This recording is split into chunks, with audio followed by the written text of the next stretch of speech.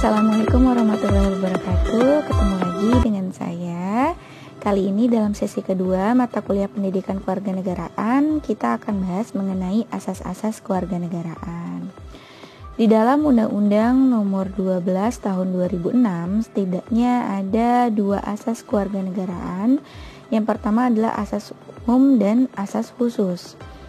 Nah, adanya kedua asas ini berlaku bukan hanya untuk mengatur warga negara saja, tetapi juga calon warga negara atau dapat kita sebut orang yang ingin atau akan menjadi warga negara. Nah, adanya percampuran antara asas ini itu menjadi dasar untuk menentukan kewarganegaraan, asas perlakuan terhadap calon warga negara, dan asas untuk menentukan sikap terhadap warga negara.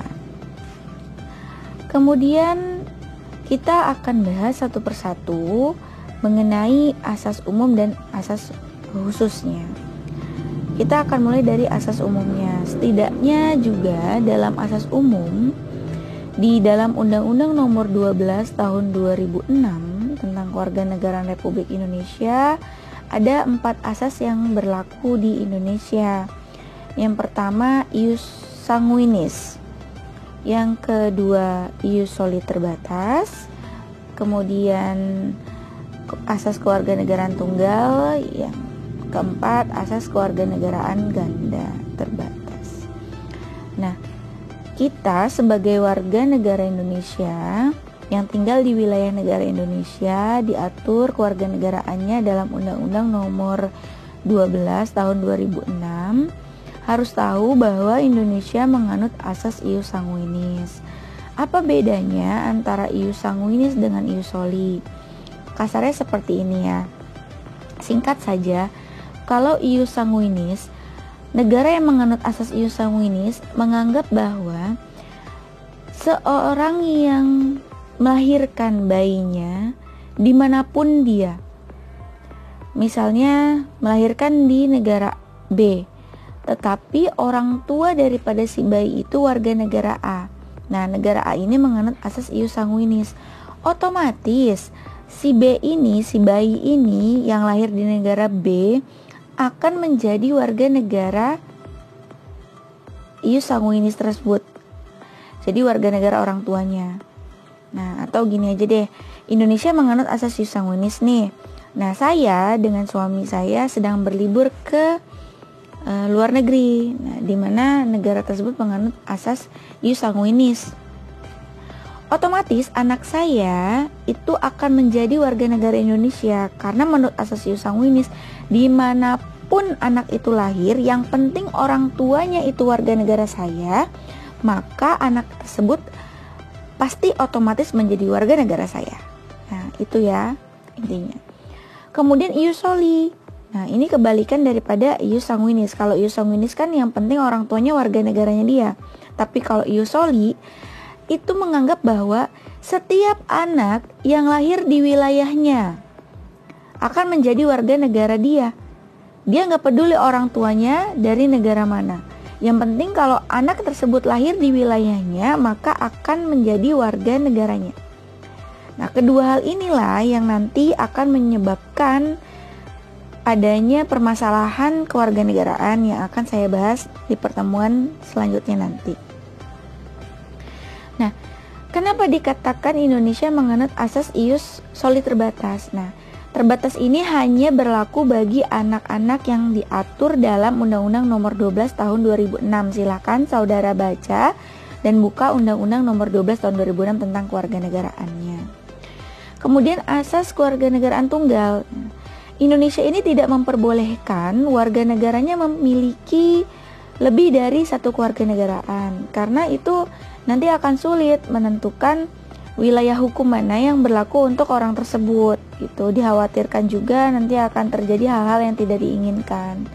Nah, makanya Indonesia hanya memperbolehkan warga negaranya memiliki satu kewarganegaraan, yaitu Indonesia saja. Kalaupun memiliki kewarganegaraan ganda, itu silahkan dipilih mana yang ingin dipegang gitu. Kemudian yang terakhir adalah ganda terbatas. Nah, ganda terbatas ini maksudnya adalah terbatas usia. Hanya berlaku bagi anak-anak yang diatur dalam undang-undang ini. Ya, yang saya maksud ini adalah Undang-Undang Nomor 12 Tahun 2006. Terbatas usia ketika seorang anak telah berusia 17 atau 18 tahun. Nah, si anak ini harus memilih salah satu kewarganegaraan yang ingin dia percayai gitu, yang ingin menempel kepadanya. Nah, jadi asas umum tentang kewarganegaraan itu menurut Undang-Undang Nomor 12 Tahun 2006 ada 4. Yang saya ulangi ya, ius sanguinis, soli terbatas, asas kewarganegaraan tunggal, dan asas kewarganegaraan ganda terbatas. Jadi untuk soli sama ganda ini hanya berlaku bagi anak-anak yang telah diatur dalam Undang-Undang Nomor 12 Tahun 2006. Sekarang kita ke asas khusus. Nah, asas khusus mengenai kewarganegaraan ini ada 8. Ya, yang pertama adalah asas kepentingan nasional.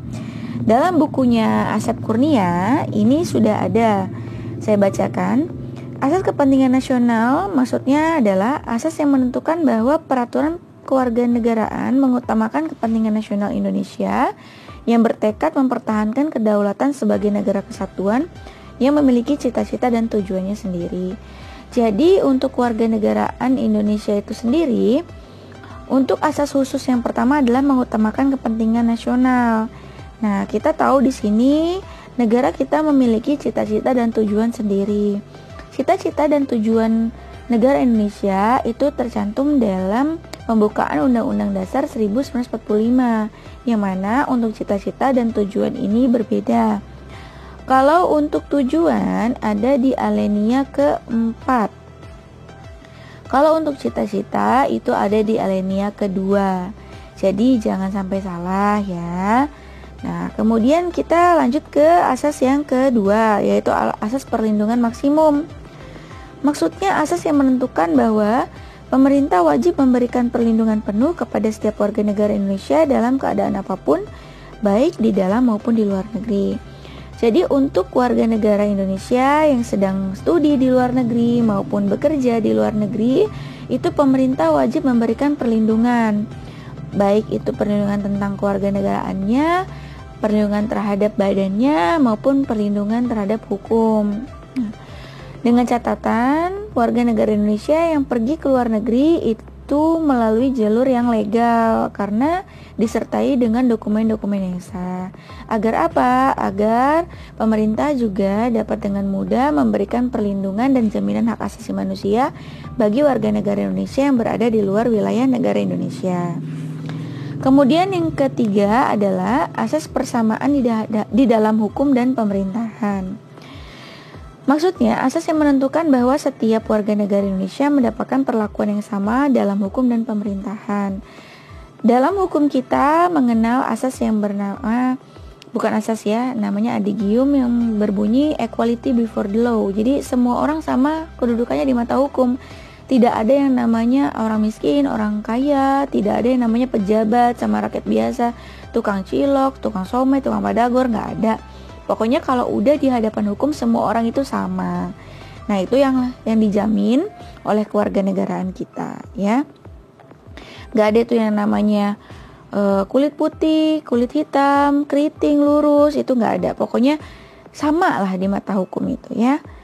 Kemudian kebenaran substantif ini menjadi asas yang keempat, yaitu prosedur pewarganegaraan seorang tidak hanya bersifat administratif tapi juga disertai substansi dan syarat-syarat permohonan yang dapat dipertanggungjawabkan kebenarannya. Jadi bukan hanya untuk memenuhi administrasinya saja, dokumen-dokumen dan lain sebagainya, tetapi dokumen-dokumen administrasi tersebut itu bisa dibuktikan secara sah, ya, melalui surat-surat permohonan dapat dipertanggungjawabkan. Jadi dokumen-dokumennya itu bisa dicari kebenarannya, dipertanggungjawabkan kebenarannya, ya. Kemudian asas yang kelima adalah asas non-diskriminatif, yaitu asas yang tidak membedakan perlakuan dalam segala hal dasar yang berhubungan dengan warga negara atas dasar suku, ras, agama, golongan, jenis kelamin, dan gender. Jadi untuk menentukan kewarganegaraan, balik lagi seperti yang sudah saya jelaskan di atas, yang persamaan dalam hukum, tidak boleh namanya menentukan kewarganegaraan seseorang itu berdasarkan asas primordial. Ini namanya asas primordial ya, SARA. Yang bisa menjadi warga negara Indonesia itu yang berkulit putih. Yang bisa menjadi warga negara Indonesia itu yang sukunya suku A. Itu nggak boleh ya. Jadi untuk menentukan kewarganegaraan itu tidak boleh berdasarkan SARA, atau tidak boleh digolong-golongkan. Tidak boleh hanya memikirkan ini agama mayoritas, ini agama minoritas, ini nggak boleh gini, nggak bisa ya, karena itu udah dijamin dalam undang-undang. Kemudian yang keenam, pengakuan dan penghormatan terhadap hak asasi manusia. Nah, untuk undang-undang hak asasi manusia itu terdapat dalam Undang-Undang Nomor 39 Tahun 99. Ya. Penghormatan terhadap HAM adalah asas yang dalam segala hal dasar berhubungan dengan warga negara harus menjamin, melindungi, memuliakan hak asasi manusia pada umumnya dan hak warga negara pada khususnya. Jadi ini sudah dijamin ya untuk hak-hak asasi manusia serta hak warga negara pada khususnya, diatur juga dalam Undang-Undang Kewarganegaraan Republik Indonesia tahun nomor 12 tahun 2006. Kemudian asas keterbukaan yang ketujuh, menentukan bahwa dalam segala hal dasar berhubungan dengan warga negara harus dilakukan secara terbuka, termasuk batasan waktu penyelesaian permohonan pada setiap tingkat proses. Jadi kita berhak untuk mengetahui sejauh mana kita setelah mengajukan dokumen. Nah, itu harus ada asas keterbukaan kepada kita. Jadi nggak boleh ada yang ditutup-tutupi. Itu amanah daripada Undang-Undang Nomor 12 Tahun 2006. Kemudian yang kedelapan, yang terakhir adalah asas publisitas, di mana di sini menentukan bahwa seseorang yang memperoleh atau kehilangan kewarganegaraannya diumumkan dalam berita negara Republik Indonesia agar masyarakat mengetahuinya. Jadi kita juga sebagai warga negara sebenarnya harus aware juga ya terhadap informasi-informasi yang diterbitkan oleh pemerintah. Jadi jangan nunggu viral barulah kita tahu bahwa ada undang-undang tersebut, bahwa ada peraturan tersebut ya. Nah, seorang yang kehilangan atau akan memperoleh kewarganegaraannya atau memperoleh kewarganegaraan Indonesia itu ada namanya di Berita Negara Republik Indonesia. Jadi harus diumumkan agar semua masyarakat Indonesia itu tahu seperti itu. Ya. Jadi itulah asas-asas kewarganegaraan yang terdapat dalam Undang-Undang Nomor 12 Tahun 2006 yang mana dibagi menjadi dua, yaitu asas umum dan asas khusus. Jadi sekian penjelasan dari saya. Jika ada pertanyaan silahkan ajukan dalam forum diskusi e-learning yang sudah disiapkan. Terima kasih telah melihat penjelasan dari saya, mendengarkan penjelasan dari saya. Semoga apa yang saya sampaikan menuai keberkahan serta ilmu bermanfaat untuk kita semua. Akhir kata, wabillahi taufiq wal hidayah. Wassalamualaikum warahmatullahi wabarakatuh.